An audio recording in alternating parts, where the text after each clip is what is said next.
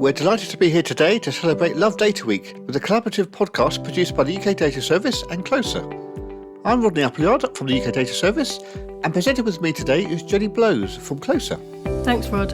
So joining us on the panel today is Jennifer Symonds, newly appointed Director of Closer, and she was previously Director of Growing Up in Digital Europe, which is Europe's first longitudinal population study of children and young people. Jennifer was also Joint Director of Ireland's national cohort study of primary schooling, called Children's School Lives. We're also joined by Robin Flaig, Co-Director of the UK Longitudinal Linkage collaboration and the COO of Generation Scotland based at the University of Edinburgh. And we also have with us Nigel de Noronha, a research associate for the UK Data Service, who's an expert on the census and the EVEN study, which is the largest research project ever conducted on the lived experience of ethnic minorities in the UK. So the theme of this year's Love Data Week is My Kind of Data, and will focus on people's personal stories of being involved in data, as well as the issues around data equity, inclusion, disciplinary communities, and creating a kind of world through data. So to start off the discussion today, I'd like to ask you all, starting with Jennifer, if you could share some background of your career so far and how you became involved in the world of data. Sure, thank you, Rodney. So I've had three main stages in my career that have all been dealing with a different kind of data. And as you introduced me, and thank you for that, currently I'm Director of Closer, which is the UK's Cohort and Longitudinal Studies Enhancement Resources Centre at University College London, funded by the ESRC. And Closer works to promote the utility and widespread usage of longitudinal population studies data. Prior to being Director of Closer, I had a career in cohort study management and questionnaire design and data collection. So lots of large-scale data collection and fieldwork in cohort studies. And then prior to that, the other stage of my career, I spent a very long time becoming expert in analysing secondary data from cohort studies research after I completed my PhD. Thank you very much, Jennifer. So Robin, please tell us about your career background too. So I have a slightly unusual background. My degrees are in history. So I did an undergraduate degree in history and then a master's in history at Tufts University, where I looked at midwifery and witchcraft in late medieval and early modern Europe. So that didn't involve huge amounts of data, although it did involve some. I went off into the world of work and ended up getting jobs in clinical trials and data management. And actually, they started hiring more historians because they have a really good attention to detail. I then moved with my husband off to Australia and worked on consultancy around biotechnology, just quite a random thing. I really struggled to find a job for quite some time in the UK and then managed to get a maternity cover job to work on a clinical trial for which I was eminently qualified. It was a trial looking at feeding of stroke patients. And that got my foot in the door at the University of Edinburgh. And I've worked for the university ever since on a kind of escalating series of interesting jobs around data. So I worked for that clinical trial for less than a year and then moved to work on the Scottish stroke care audit for 10 years, which was an audit of stroke care and how it was doing across Scotland, across all the hospitals in Scotland. And then I moved from that to work for UK Biobank. And that was my first foray into the world of longitudinal population studies. And because I had experience with data collected by government, I was hired to help UK Biobank link to that kind of data. And also our team up in Edinburgh at the time, which was led by Professor Kathy Sudlow, looked at how you made sense of the data. So we had a whole bunch of clinicians working to try and take codes that appear in data and make them into actual conditions that researchers could research. And so I worked with clinicians and data scientists and managed projects, and then worked with the NHS in England, Scotland, and Wales to try and link UK Biobank data. And then in 2019, I moved to research management of Generation Scotland, which is Scotland's largest family longitudinal population study. And then the pandemic hit, and Generation Scotland became very involved in the pandemic response. And as a result of that, I worked closely with Andy Boyd from the University of Bristol, and we got funded to create the UK Longitudinal Linkage collaboration, which brings together longitudinal population studies with linked records, primarily at this point healthcare, but we have permissions to link to DWP, tax records, educational records. So that's my career in data science. I facilitate others to be able to do research on these data. Brilliant. That's a fascinating answer there. Thank you very much for that. Now over to Nigel. Well, I've got a very checkered career. I suppose I started working in IT many years ago and kind of worked with information there in commercial and public sector organisations with a spell of teaching in a college in the middle to accommodate my kind of personal needs in terms of childcare. I then went to work for the Audit Commission, and in that role, I got involved in national research on a couple of projects. One was the Journey to Race Equality, where we went and talked to various bodies and local public sector bodies about how they were responding to the 2000 Race Relations Amendment Act. I also worked on a project called Area Profiles, which was the precursor of trying to bring together a set of indicators that help people make sense of their area. So it was in the days where councils were asked to be in partnerships, and we amassed a kind of model of what you know about an area. And my particular role was to look at what that means from different perspectives. So to help a colleague who was working on older people to work on Black and minority ethnic, as we called that population then, and to work locally with local partnerships who were kind of interested in that area. When we were shut down by the coalition government, I came to Manchester University to do a master's and then a PhD. And I suppose my interest was about places that have always been hard to describe, places where there's high levels of transience. And I started off with that, but then moved on to focus on housing, which was a kind of key indicator, and looking at the private rented sector. I completed that in 2016,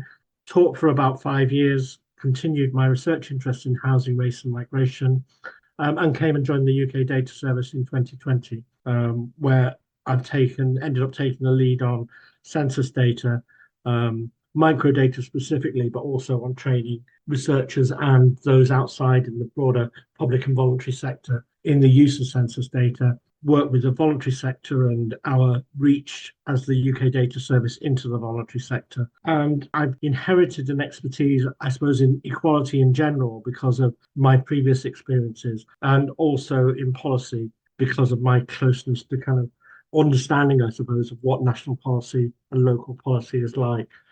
So as well as working for the UK Data Service, I frequently end up in projects with the Centre on the Dynamics of Ethnicity, which is an ESRC funded centre. And the latest thing we're doing with them, talk about a bit later, is the new data set they've just deposited with us. Thank you so much, Nigel. With you each working with data in such different ways, we'd love to understand a little bit more about what you found to be most satisfying from working with data in the ways that you do, particularly in terms of how data improves other people's lives and how we can enhance inclusivity through using data. Starting with Nigel, what would you say have been the highlights for you? It is gratifying to now be seen as an expert. I was asked to do the keynote speech at the Housing Studies Association last year. I'm regularly called on in Greater Manchester by housing researchers here to talk about how they're going to design a piece of research. So it does feel like, on a personal level, my expertise is validated and useful to people, and the feedback from those kind of interventions is generally pretty positive. So I would say, on a personal level, yes, I feel like I'm making some difference, but I still think that difference is shifting other people to do the right thing.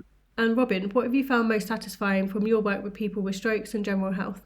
So I think, seeing improvements in stroke care in Scotland was quite rewarding. And, I think the thing is that research changes what is best practice. And I think it's really important to make sure that so inclusivity from my perspective from that was making sure that rural areas and big cities had equitable care, for example, and even looking at, Orkney and Shetland and the Western Isles, what kind of care did their patients get as opposed to if you fell down with a stroke in Glasgow, those kinds of things are really important to report on to make sure there is equity across the country in care. I think the other thing that's quite rewarding is actually to see the publications. So, I worked for UK Biobank for 7 years and did a lot of work around linking to general practice data, made sure that they were able to link to both England, Scotland, and Welsh data. And I can hear a news report and I can say that's UK Biobank data, and I will have assisted in that research, even though it's completely unbeknownst to them. And that's quite satisfying. And it's similar with Generation Scotland as well. I feel like we're trying to recruit younger people to Generation Scotland now, so age 12 and up. And, listening to some of the people who've joined and their passion for supporting health research is just hugely rewarding. Thanks, Robin. And now turning to Jennifer, What do you find most rewarding about working with data in your new role at Closer, but also in your previous roles working with data, particularly in terms of improving inclusivity? I think, we're really just scratching the surface of what open science and open educational resources and open data resources can do for improving inclusivity and access actually in the research community. So, and I'm thinking specifically about researchers who might not have access to such highly developed infrastructures like the ones we have in the United Kingdom. And one of the things that gives me deep satisfaction is that all of the resources from Closer are open access. So researchers from anywhere in the world, at any university, at any stage in their career can access our metadata search engine Discovery. Likewise, they can partake of our education and training modules on our website, or people who want to learn more about knowledge mobilization can access our knowledge mobilization materials, including guides for how to impact policy.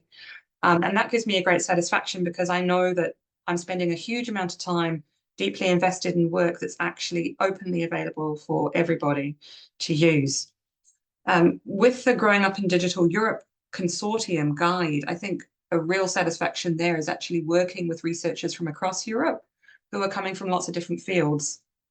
So we work with epidemiologists, demographers, economists, anthropologists, psychologists, sociologists, and medical researchers to some extent as well, to come together to really talk about the issues that need to be discussed to try to design a survey instrument that's going to have the best possible outcome in terms of producing data that's going to be impactful for changing young people's lives for the better. So working together with a group, a consortium, has been incredibly satisfying. And I think in my other research, just producing data that's actually gone on to impact policy and change the education system in Ireland. I mean, that's an incredibly privileged position to be in as an individual, to have a role in these kinds of things. So it's been very satisfying, very rewarding. It's really great to have such an amazing amount of experience between you all to share with us for this podcast. Thank you so much to all our panellists for sharing their experiences with us today and providing a lot of fascinating insight into how rewarding it can be working with data. It's particularly interesting to hear about the sheer variety of work that a career in data can provide to anyone who's considering embarking on that career path. Although that's all we have time for in our first episode of the Experts Expert podcast for Love Data Week 2024, please tune in to episodes 2 and 3 to hear about the power of data and data for good. In these next episodes, our panellists talk about the impact of data and discuss how, in the emerging world of AI and more convincing fake news, data can provide a safe place for sourcing trusted information.